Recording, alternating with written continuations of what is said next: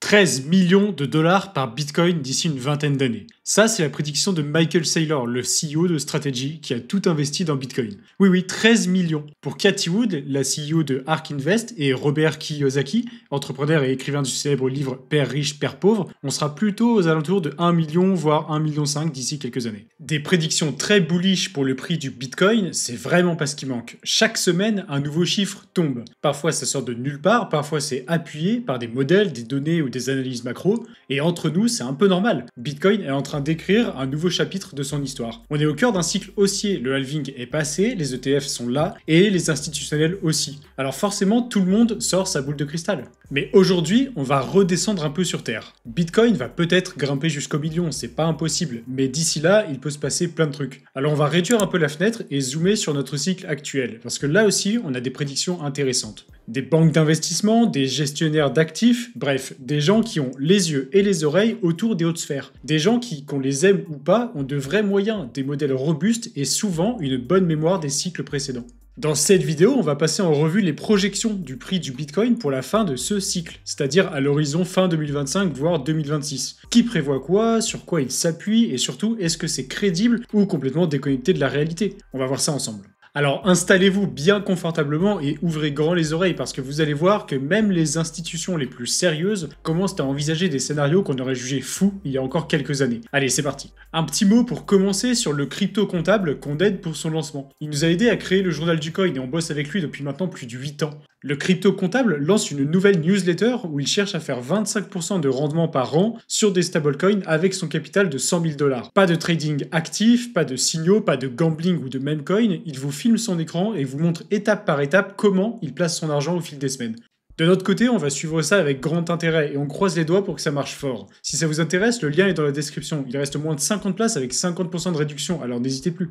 Bon, avant de s'engouffrer dans ces fameuses prédictions, on va voir ce que le marché en lui-même en pense. Et pour ça, on peut regarder les options. Ces dernières semaines, l'option la plus populaire sur Deribit, qui en gros est la plus grosse plateforme pour trader des options crypto, c'est tout simplement un call à 300 000 $ pour fin juin. Oui, vous avez bien entendu, 300 000 $. Alors j'en vois déjà grimacer derrière leurs écrans, et ils auraient bien raison. Je vais faire un petit rappel pour ceux qui ne sauraient pas ce qu'est une option, parce que c'est vrai que c'est pas un produit financier qu'on a l'habitude de voir. Juste pour qu'on se comprenne bien, une option, c'est un contrat qui vous donne le droit, mais pas l'obligation, d'acheter ou de vendre un actif à un prix fixé à l'avance, et avant une certaine date. Il y a deux grandes familles, les calls, qui sont des options d'achat, et les puts, qui sont des options de vente. Donc si vous pensez qu'un actif va monter, vous pouvez acheter un call. Si ça monte au-dessus du prix prévu, vous êtes gagnant, et si ça ne monte pas, vous perdez juste ce que vous avez payé pour avoir cette option. C'est ce qu'on appelle la prime. C'est un moyen de parier sur un scénario tout en limitant les pertes. Et aujourd'hui, il y a de plus en plus de traders qui utilisent les options pour miser sur le prix du Bitcoin à court terme. Pourquoi? Parce que c'est un bon moyen de parier sur une grosse montée du prix sans avoir à acheter du BTC directement, ou pour se couvrir contre une chute éventuelle par exemple. C'est une façon de profiter de la volatilité avec un risque limité à la prime payée. Bon et du coup là en ce moment, on a des calls sur un Bitcoin à 300 000 $ d'ici fin juin. Et c'est pas juste un petit pari isolé, hein. Cette option-là, elle a plus de 600 millions de dollars de positions ouvertes, ce qui en fait le contrat avec le plus d'open interest pour l'échéance du 27 juin. La confiance des marchés est au rendez-vous, c'est le cas de le dire. Les volumes explosent, la demande pour les calls de courte durée dépasse largement celle des puts, et même les modèles de volatilité montrent que les traders paient plus cher pour des options à très court terme, ce qui n'est normalement pas vraiment le cas. En clair, le marché mise très fort sur une poursuite rapide de la hausse. Mais certains analystes ne voient pas ça d'un très bon œil. Ce genre de frénésie sur les options, combiné à une grosse majorité de calls, c'est parfois le signe que le marché est proche d'un top temporaire. En gros, tout le monde est du même côté du bateau et c'est souvent là qu'on finit par chavirer. Est-ce que ça veut dire que Bitcoin va s'effondrer demain? Bah pas forcément. Mais ce genre de comportement hyper spéculatif montre à quel point les attentes sont élevées. Et ça pose une question intéressante. Si même les traders les plus court-termistes commencent à penser aux 300 000 $ comme un scénario crédible à court terme, qu'en disent les gros de la finance? C'est justement ce qu'on va voir maintenant. Bon alors, on est lancé, on va s'attaquer au cœur du sujet, les prévisions de prix du Bitcoin pour la fin de ce cycle. On va parler des poids lourds, de celles et ceux qui gèrent parfois des milliards de dollars et dont les prises de parole sont suivies de près, même par ceux qui n'aiment pas trop notre écosystème. On commence avec Tom Lee, le cofondateur de Fundstrat. C'est une grosse boîte de recherche et de conseils en investissement. C'est un vétéran de Wall Street, il a bossé chez JP Morgan et il s'est fait un nom avec ses analyses de marché souvent très bullish. Pour lui, on devrait être aux alentours de 200 000 $ d'ici la fin d'année et on finira probablement un jour par atteindre les 3 millions de dollars par Bitcoin. On est dans une phase post-halving qui historiquement est favorable et les flux institutionnels qui entrent via les ETF spot vont créer un effet de rareté inédit, entre autres. En clair, il dit que l'offre disponible n'a jamais été aussi faible, pendant que la demande, elle explose. Résultat, les prix devraient suivre. En prime, la macro commence à s'améliorer aussi, et des capitaux pourraient de nouveau affluer en masse vers les actifs risqués, avec Bitcoin et les cryptos dans le lot, forcément. Vanek aussi, ils ont leur petite prédiction. Pour rappel, c'est l'un des plus gros émetteurs d'ETF aux États-Unis. Leur responsable de la recherche crypto, Matthew Siegel, est lui aussi optimiste, mais un peu plus nuancé. Il anticipe un premier pic vers 180 000 $ suivi d'une correction, puis un second sommet potentiel plus tard dans l'année. Lui, il base son analyse sur 2 points cruciaux. D'abord, un cadre réglementaire américain qui s'assouplit et ensuite une adoption institutionnelle croissante. Cette dernière passe évidemment par les plans de retraite, les banques privées et les trésoreries d'entreprises. Là, on parle de dizaines, voire de centaines de milliards de capitaux potentiellement mobilisables. C'est assez énorme. Ensuite, on a Galaxy Digital, dont vous avez certainement déjà entendu parler. Leur chef analyste, Alex Thorne, voit Bitcoin dépasser les 150 000 $ dès la mi-2025 et potentiellement grimper jusqu'à 185 000 en fin d'année. Ce qui est intéressant avec leur point de vue, c'est que Galaxy, c'est pas juste un fonds crypto, c'est une structure hybride qui regroupe à la fois des traders institutionnels, des VCs et des conseillers pour des institutions qui veulent entrer dans l'écosystème. Leur prévision se base sur un scénario dans lequel Bitcoin atteindrait 20% de la market cap de l'or. Pour rappel, l'or c'est environ 13 000 milliards de dollars. Donc 20%, ça nous amène à une capitalisation cible autour de 2600 milliards pour le BTC. D'après leurs calculs, ça donne un Bitcoin à peu près aux alentours de 150 000 à 200 000 $ si on prend en compte la supply perdue, etc. Pas très précis si vous voulez mon avis, mais mathématiquement ça se tient. Un truc intéressant qu'on commence de plus en plus à observer aussi, c'est les banques d'investissement classiques qui viennent s'en mêler. C'est le cas de H.C. Wainwright, une grande banque new-yorkaise fondée en 1868, donc pas exactement une startup Web3, plutôt loin de là même.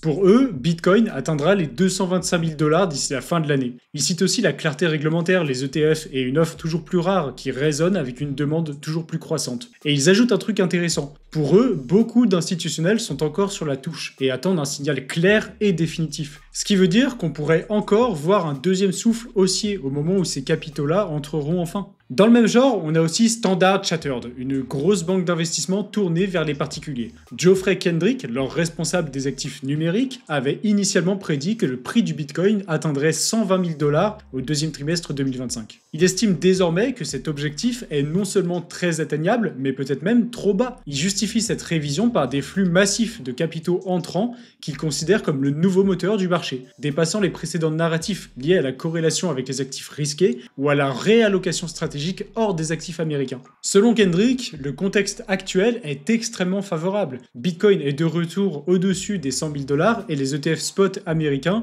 ont attiré 5,3 milliards de dollars en quelques semaines à peine. Les gros poissons achètent en masse, c'est ce que je vous disais dans cette vidéo. Pour lui, on devrait taper les 200 000 $ d'ici la fin d'année. Côté figure médiatique, on retrouve sans surprise Robert Kiyosaki, dont je vous parlais en intro. Alors certes, c'est pas un gestionnaire d'actifs à proprement parler, mais ses prises de parole ont une grosse résonance dans les sphères financières. Bon alors c'est simple, pour lui, on se dirige tout droit vers un gouffre sans fond. Il pense que Bitcoin devrait dépasser les 250 000 $ cette année à cause de, je cite, le crash du système marxiste des banques centrales. Entre la dette US qui explose, l'inflation persistante et les doutes sur la stabilité des monnaies fiat, le métal et Bitcoin, visiblement, sont les seules valeurs refuge d'après lui. Son ton est toujours un peu alarmiste et il s'est un peu fait attraper la veste par rapport à toutes ses prédictions. Mais quand même, ce n'est pas non plus le dernier des clowns. Enfin, un mot sur Arthur Hayes, cofondateur de BitMEX, qui est aussi connu pour ses nombreuses prédictions sur le prix du Bitcoin. Pour lui, on pourrait taper les 250 000 $ d'ici la fin de l'année, mais à une condition, c'est que la Fed pivote.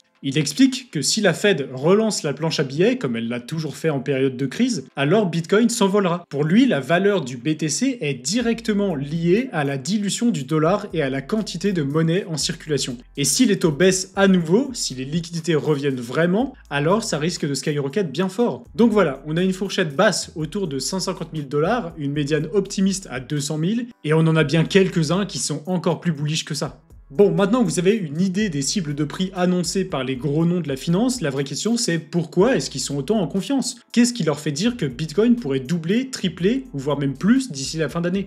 Il y a un facteur qui revient dans toutes les analyses, c'est les ETF. C'est la première fois qu'on a des produits financiers régulés, simples à acheter, qui permettent aux gros investisseurs d'exposer leur capital à Bitcoin sans avoir à le gérer eux-mêmes. Depuis leur lancement, ces ETF ont absorbé des milliards de dollars en quelques mois avec des entrées nettes qui dépassent toutes les espérances. Et forcément, quand l'argent institutionnel arrive à ce rythme-là, ça pousse les prix vers les sommets. Ensuite, il y a la rareté du BTC. Le halving est passé, la rareté a augmenté et devinez quoi, il y a de moins en moins de Bitcoin disponibles. On en a parlé à plusieurs reprises, Bitcoin n'a littéralement jamais été aussi rare. On a un double effet entre le halving et les institutions qui achètent en masse. Je vous parlais des entreprises qui ont commencé à accumuler du Bitcoin dans cette vidéo. Aujourd'hui, il y en a aux alentours de 90 des comme ça. D'ici 2030, près d'un quart des compagnies du S&P 500 pourraient avoir adopté Bitcoin en tant qu'actif de réserve, augmentant mécaniquement sa rareté. Et puis on a le contexte macro. La Fed n'a pas l'air décidée à prendre une direction claire pour le moment. Mais dès que ça sera le cas, on pourra peut-être voir un gros rallye de fin d'année, comme on en voit parfois. On ajoute à ça la régulation qui devient plus claire depuis quelques mois à peine. La fenêtre semble plutôt parfaite. Alors 150 000, 200 000, 250 000, au final, ni eux ni nous n'avons de boule de cristal. Mais ce sont des cibles qui sont à la fois réalistes et partagées par un grand nombre d'acteurs. Après, vous savez ce qu'on dit, le marché fait rarement ce qu'on pense qu'il va faire, alors peut-être qu'on va voir un rallye encore plus important, qui sait. C'est aussi possible qu'on soit sur un top de marché, après tout, Bitcoin fait bien ce qu'il veut et on est à l'abri de rien. Ce sera pas la première fois que des prédictions de grands noms du secteur ne font pas mouche. Mais disons que c'était l'occasion de mettre un peu d'opium dans nos épinards, si vous me permettez l'expression. En tout cas, cette fois, ça y est. On a les institutions, on a les flux, on a le narratif, et surtout, on a un marché qui, pour une fois, semble un peu plus mature, un peu plus adapté à l'arrivée de la grosse finance. Maintenant, le plus important, c'est pas tant de savoir jusqu'où ça peut monter, mais comment vous allez vous positionner là-dedans. Les informations sont parfois contradictoires, et ça peut être difficile de se positionner correctement, et c'est bien normal. C'est aussi ça qui fait la beauté du marché. D'ailleurs, vous pouvez aussi aller voir du côté des stablecoins, car par là-bas aussi, il y a du rendement à aller chercher. Et justement, le crypto comptable fait ça très bien. Je vous en parlais en intro de cette vidéo. Son idée, c'est de faire 25% par an sur des stablecoins. Et il vous explique pas à pas comment y arriver. Alors n'hésitez pas à aller suivre sa newsletter. Je vous mets le lien en description. En ce moment, il y a une grosse réduction et pas beaucoup de place. Alors allez jeter un œil. Si vous avez aimé la vidéo, mettez un pouce bleu et abonnez-vous, ça nous aide beaucoup. Dites-moi aussi quelles sont vos prédictions pour la fin de ce cycle et particulièrement si vous avez des cibles de prix particulières, ça m'intéresse. Dites-moi aussi si vous avez des idées de sujets pour de prochaines vidéos, la section commentaires est là pour ça. Et d'ici là, on se retrouve jeudi prochain. Bye.